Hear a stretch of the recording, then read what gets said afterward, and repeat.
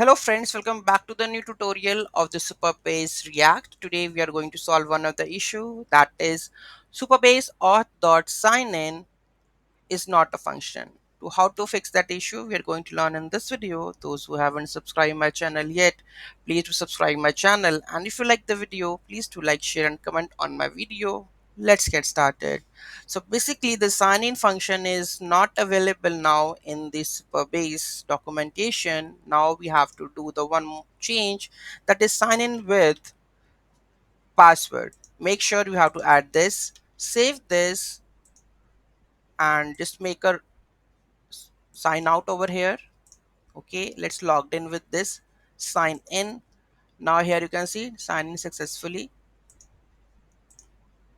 Here you can see that this is my email ID which I have logged in, so it's now logged in. Okay, now I do the sign out also, so it will sign out successfully and not sign in.